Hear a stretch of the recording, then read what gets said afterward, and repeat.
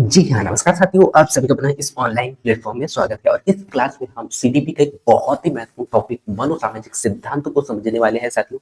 और ये एक ऐसा टॉपिक है जहाँ से क्वेश्चन बहुत ही ज़्यादा पूछे जाते हैं। सो यदि आपका सीटेट का एग्जाम हो या फिर आप कोई टीचिंग एग्जाम की तैयारी कर रहे हो, तो ये क्लास आप सभी के लिए बहुत ही महत्वपूर्ण है साथियों, क्योंकि ये पूरा क्लास नोट्स पर आधारित है जो कि आपको आपके एग्जाम में बहुत हेल्प करने वाला है। सो इस क्लास को शुरू से लास्ट तक जरूर देखिएगा।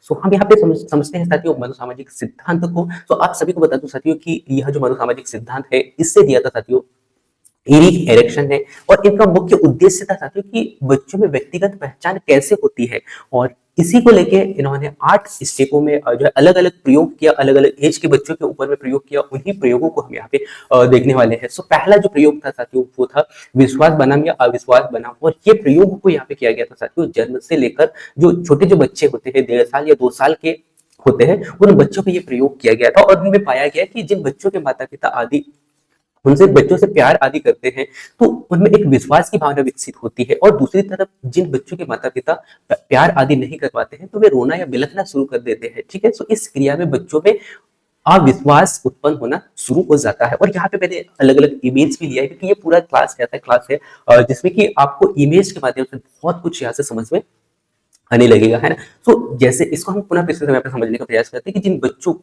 बच्चों के माता पिता से प्यार मिलता है, जैसे आप यहाँ पे देख पा रहे होंगे, प्यार मिलता है तो उनमें एक विश्वास की भावना विकसित होती है। जबकि दूसरी तरफ जिन बच्चों के माता पिता से उन्हें प्यार नहीं मिल पाता है, जैसे कि आप इमेज में देख पा रहे होंगे, तो वे रोना या बिलखना शुरू कर देते हैं। जिसका कारण क्या होता है, इसका परिणाम ये होता है कि उनमें अविश्वास की भावना उत्पन्न होना शुरू हो जाता है। ठीक है, तो ये आपको यहाँ पे याद रखना है। तो पहला जो स्टेप था साथियों विश्वास बनाम या फिर अविश्वास। ठीक है, और इसका जो एज आपको याद रखना है यानी कि जन्म से 1.5 वर्ष या 2 वर्ष के बच्चों में ये परीक्षण यहाँ पे किया गया था। ठीक है, सेकंड जो स्टेप है साथियों यहाँ पे है वो श्वेता बनाम या फिर मैं श्वेता बनाम सन या फिर लज्जा सन। ठीक है, और ये जो प्रयोग यहाँ पे किया गया था साथियों 1.5 से 2 या 3 वर्ष के बच्चों में ये प्रयोग किया गया था। और इसका श्वेता का मतलब मैं बता दूं साथियों, श्वेता मतलब होता है स्वयं। यानी कि इस प्रयोग में ये पाया गया था कि जो बच्चे इस एज के जो बच्चे होते हैं ना, जो खुद खाना खाना खाना या कपड़ा पहनना ज्यादा पसंद करते हैं और फिर दूसरों पर निर्भर नहीं रहते हैं, और यह श्वेता कहलाता है, जिसे हम क्या कहते हैं, श्वेता कहते हैं। दूसरी तरफ बहुत ही सख्त माता पिता जब बच्चों को काम करने पर डांटते हैं, तो वे बच्चे अपने ही अंदर क्या करने लगते हैं, सख्त का अनुभव करने लगते हैं। ठीक है, जैसे कि आप यहाँ पे इमेज में देख भी पा रहे होंगे। इसको मैं पुनः फिर रिपीट करता हूँ साथियों कि जो श्वेता बनाम सन या लज्जा सख्त का जो सिद्धांत है या इस स्टेप को जो प्रयोग किया गया था वो किया गया था 1.5 वर्ष या फिर 2 से 3 वर्ष के बच्चों में किया गया था। जो कि इस प्रयोग में पाया गया कि जो बच्चे इस एज के जो बच्चे जो होते हैं ना, खुद कपड़े पहनना या फिर खाना खाना ज्यादा पसंद करते हैं, ताकि वे और दूसरों पर निर्भर नहीं रहते हैं, जिसे हम श्वेता कहते हैं। ठीक है, दूसरी तरफ बहुत ही सख्त माता पिता जो होते हैं वे बच्चों को काम करने पर डांटते हैं, तो वे अपने और वे तो क्या करते हैं, अपने ही अंदर वे बच्चे क्या करते हैं, अपने ही अंदर सख्त का अनुभव करने लगते हैं। ठीक है, तो ये सेकंड स्टेप आपको याद रखना है। इसके बाद में थर्ड जो स्टेप यहाँ पे दिया गया था तो वो दिया गया था पहल बनाम यानी कि दोस्त।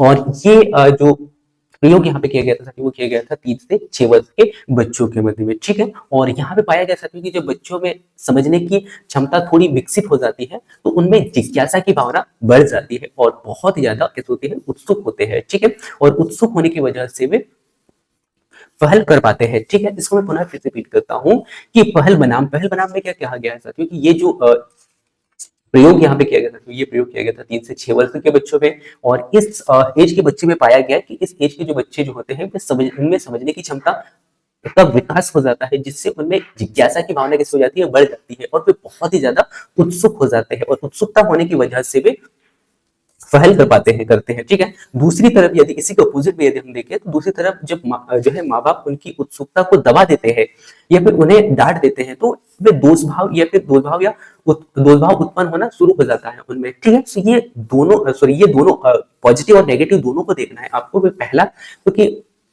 इस एज में जो बच्चे हैं समझने की क्षमता का विकास होता है, तो उनमें जिज्ञासा अधिक होती है, और जिज्ञासा अधिक होती है तो वे उत्सुक होते हैं। ठीक है, तो इस उत्सुकता को हमें दबाना नहीं चाहिए। दूसरे स्टेप में क्या किया गया था, दूसरी तरफ इसी अपोजिट में यहाँ पे बताया गया कि दूसरी तरफ जो माँ बाप जो होते हैं, कुछ माँ बाप जो होते हैं ना, अपने बच्चों की उत्सुकता को दबा देते हैं या उन्हें डांट देते हैं, जिससे कि उनमें दोष भावना उत्पन्न होना शुरू हो जाता है। ठीक है, सो पेरेंट्स को ऐसा नहीं करना चाहिए। ठीक है, फोर्थ जो स्टेप था साथियों यहाँ पे मनोसामाजिक सिद्धांत का, वो है परिश्रम बनाम हीनता। परिश्रम बनाम हीनता को हम यहाँ पे समझते हैं साथियों। और ये जो स्टेप यहाँ पे है साथियों, वो है 6 से 12 वर्ष के बच्चों में ये प्रयोग किया गया था। और इसमें ये जो अवस्था जो होती है उत्तर वाली अवस्था, और इस आयु में बच्चों में पाया गया साथियों कि माँ बाप का हर काम करने की कोशिश यहाँ पे बच्चा करता है, और इसे परिश्रम, इसे क्या कहते हैं, हम परिश्रम कहते हैं। ठीक है, सो आपको क्या याद रखना है, परिश्रम बनाम हीनता जो कि फोर्थ स्टेप है। और इस स्टेप पे जो बच्चों पे प्रयोग किया गया था साथियों, किया गया था 6 से 12 वर्ष के बच्चों में। ठीक है, और इस आयु में बच्चे जो होते हैं ना, अपने माँ बाप का हर काम करने की कोशिश करते हैं, और इसे हम परिश्रम कहते हैं। ठीक है, दूसरी तरफ अगर अपने बच्चों को आपने बच्चों को कोई काम दिया, और उस काम को काम करने की कोशिश करने की, यानी कि उस बच्चे में काम करने की कोशिश करने की जो क्षमता है वो कम है, यानी कि काम करने की क्षमता कम है, तो वह उस काम को नहीं कर पाएगा, इसलिए उनमें हीनता आनी शुरू हो जाती है। ठीक है, इसको हम और पुनः फिर से यहाँ पे समझने का प्रयास करते साथियों कि परिश्रम बनाम सिद्धांत जो है ये 6 से 12 वर्ष तक के बच्चों में यहाँ पे प्रयोग किया गया था। और इसमें पाया गया कि इस एज के जो बच्चे जो होते हैं ना, अपने माँ बाप का हर काम करने की कोशिश करते हैं, जिसे हम परिश्रम बनाम कहते हैं। दूसरी तरफ क्या होता है कि यदि आपने बच्चे को कोई काम दे दिया, और बच्चे में उस काम को करने की क्षमता नहीं है, तो वे अपने आप में हीनता की भावना उनमें उत्पन्न होने लगती है, यानी कि अपने आप को हीनता आना यहाँ पे बच्चों में शुरू हो जाता है। ठीक है, तो ये दोनों इमेज भी देख पा रहे होंगे। ठीक है, सो फोर्थ स्टेप आपको याद रखना है। इसके बाद में हम चलते हैं 5वां स्टेप पे, जो कि पहचान बनाम भ्रांति है। तो पहचान बनाम भ्रांति, तो इसको हम यहाँ पे समझने का प्रयास करते हैं। यह जो स्टेप अप्लाई किया गया था वो किया गया था 12 से 18 वर्ष के बच्चों में। और ये जो 12 से 18 वर्ष के जो बच्चे जो होते हैं वो किशोर अवस्था के अंतर्गत आते हैं। और इस स्टेप में पाया गया था कि इस आयु में बच्चे जो होते हैं ना, बच्चे अपनी पहचान बनाने में बहुत ज्यादा उत्सुक होते हैं। और दूसरी तरफ जब वे उद्देश्यपूर्ण काम नहीं करते हैं, तो उनके पास बहुत सारे रास्ते कैसे हो जाते हैं, खुल जाते हैं। ठीक है, इसको पुनः फिर से हम आपको समझने का प्रयास करते हैं। पहचान बनाम स्टेप यानी कि 5वां स्टेप है, जो कि 12 से 18 वर्ष के बच्चों के मध्य में ये स्टेप अप्लाई किया गया था। और इसमें पाया गया कि इस आयु के जो बच्चे जो होते हैं ना, अपनी पहचान बनाने में बहुत ज्यादा उत्सुक होते हैं।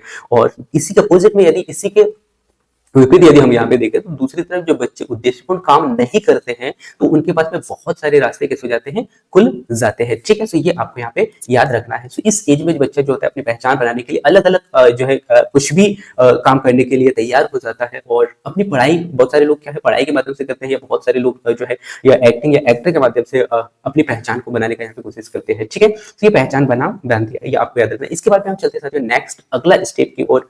और नेक्स्ट अगला स्टेप है आत्मीयता बनाम या फिर अलगाव। ठीक है, सो इस स्टेप को यहाँ पे जो अप्लाई किया गया था साथियों, वो किया गया था 18 से 35 वर्ष के बच्चों पे। ठीक है, हम बच्चे नहीं कह सकते हैं 18 से 35 वर्ष के व्यक्ति के ऊपर में। ठीक है, और यह जो है वयस्क कहलाता है। 18 से 35 वर्ष के जो एज होता है उन्हें क्या कहा जाता है, वयस्क अवस्था कहा जाता है। ठीक है, और यह इस अवस्था में या इस आत्मीय बनाम अलगाव में ये पाया गया था, क्योंकि आत्मीयता में आदमी दूसरों के साथ घनिष्ठ संबंध बनाना क्या कर देता है, इस एज में स्टार्ट कर देता है, ताकि उनका दृष्टि जो है घनिष्ठ संबंध हो, और उसकी वजह से दूसरों के साथ मिलजुल कर रहता है, जिसे हम आत्मीयता कहते हैं। ठीक है, और इसी के अपोजिट में यदि मैं यहाँ पे कहूँ साथियों कि दूसरी तरफ जब आदमी दूसरों के साथ घनिष्ठ संबंध नहीं रखता है या नहीं बना पाता है, तो वह सबसे अलग रहता है, जिसे हम अलगाव कहते हैं। ठीक है, तो इन्होंने जब 6वां स्टेप दिया था साथियों, आत्मीय बनाम या फिर अलगाव, तो यदि आप इस जो पॉइंट है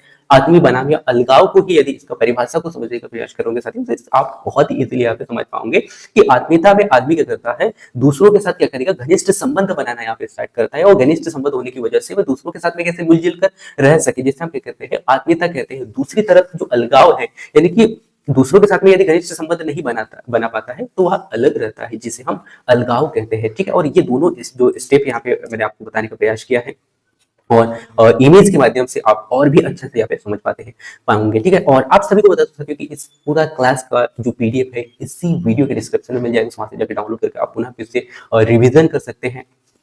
और ये पीडीएफ आपको हर क्लास का पीडीएफ देखने को मिलता है। ठीक है, सो नेक्स्ट अगला जो स्टेप है साथियों, वो है जननात्मक बनाम स्थिरता।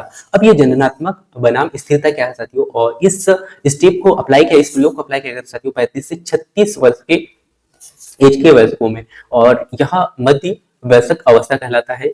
जिसमें कि जननात्मकता में यहाँ पे पाया गया साथियों कि दूसरे लोगों के बारे में यहाँ पे क्या करते हैं, इस एज के जो व्यक्ति होते हैं वो ज्यादा सोचते हैं और दूसरों का भला करने का सोचते हैं। और दूसरी तरफ जब लोगों में, इसी का अपोजिट भी यदि मैं यहाँ पे कहूँ, तो दूसरी तरफ जब लोगों में इस सोच का विकास नहीं होता है तो वे स्थिर यानी कि उनमें क्या आने लगती है, स्थिरता आने लगती है, हीन भावना उनमें आने लगती है। इसको मैं पुनः फिर से आपको यहाँ पे रिपीट करके बताता हूँ साथियों कि जननात्मक बनाम स्थिरता को जो है अप्लाई किया गया था, या जो है 35 से 65 वर्ष के व्यक्तियों में अप्लाई किया गया था। और इसमें पाया गया था कि जननात्मकता में यहाँ पे देखा गया कि दूसरे लोगों के बारे में भी ज्यादा सोचते हैं और दूसरों का भला करने की सोचते हैं। दूसरी तरफ जब लोगों में जो है इस प्रकार की सोच का विकास नहीं हो पाता है तो वे उनमें क्या करने लगता है, स्थिरता की भावना उत्पन्न होने लगती है। ठीक है, तो ये आपको यहाँ पे याद रखना है। इसके बाद में नेक्स्ट अगला जो स्टेप है साथियों वो है संपूर्णता बनाम निराश, और ये लास्ट स्टेप है। तो इस ये जो स्टेप है साथियों वो 65 वर्ष से ऊपर के व्यक्तियों के ऊपर में अप्लाई किया गया था और जिसे पूर्ण अवस्था भी कहा जाता है। ठीक है, तो इस उम्र में पाया गया साथियों कि जो है इस उम्र के व्यक्तियों में जो है अधिकतम इच्छाएं पूर्ण हो चुकी होती है और वह अब अपने भविष्य के बजाय अपने बीते हुए दिनों को याद करते हैं और उनकी कितनी सफलताएं हुई और कितनी असफलताएं हुई है उनके बारे में यहाँ पे जो है व्यक्ति सोचना स्टार्ट कर देता है। यदि उनकी सफलताएं ज्यादा मिली है तो वे संपूर्णता के साथ में जो है खुश रहते हैं। अगर किसी से यानी कि किसी ने ज्यादा सफलता हासिल नहीं की है तो उनमें निराशा की भावना यहाँ पे देखने को मिलती है। ठीक है, इसको मैं पुनः फिर रिपीट करता हूँ कि संपूर्णता बनाम निराश क्या है। इस स्टेप को जो है 65 वर्ष के व्यक्तियों में अप्लाई किया गया था और 65 वर्ष के व्यक्तियों को जो है जो अवस्था जो होती है इनके साथ, इनकी अवस्था जो होती है पूर्ण अवस्था इन्हें जो है इनके अंतर्गत रखा जाता है। और इस उम्र के जो व्यक्तियों में सामान्यतः पाया गया कि इस उम्र के व्यक्तियों में अधिकतम इच्छाएं पूर्ण हो चुकी होती है। ठीक है, यानी कि वह अब अपने भविष्य के बजाय अपने बीते हुए दिनों को याद करते हैं और उनकी कितनी सफलताएं हुई और कितनी असफलताएं हुई है उनके बारे में सोचते हैं। यदि उनकी सफलताएं अच्छी मिली यानी कि ज्यादा मिली है, उन्हें सफलताएं ज्यादा मिली है तो उन्हें संपूर्णता के साथ में देखते हैं। और यदि उन्हें ज्यादा सफलताएं नहीं मिली है तो निराशा के रूप में उन्हें देखते हैं। ठीक है, तो यहाँ पे मैंने आपको जो है 8 स्टेप पूरे यहाँ पे बताया सकती हूँ जो कि मनोसामाजिक सिद्धांत के 8 स्टेप थे और इन्हीं से आपसे क्वेश्चन पूछे जाते हैं। सो एक एक स्टेप को आपको बहुत ही अच्छा से यहाँ पे समझने का प्रयास करना है। क्लास छोटा सा है लेकिन बहुत महत्वपूर्ण टॉपिक है जहां से क्वेश्चन बहुत ही ज्यादा पूछे जाते हैं। ठीक है, सो इस क्लास को आप अच्छा से देखिएगा साथियों। और आप सभी को पुनः फिर से बता दूं कि इसका कंप्लीट पीडीएफ इसी वीडियो के डिस्क्रिप्शन में मिल जाएगा। सो वहां से जाके आप डाउनलोड करके पुनः फिर से इसका रिवीजन कर सकते हैं। ठीक है, so thank you for watching साथियों, मिलते हैं नेक्स्ट अगले क्लास में, तब तक जय हिंद।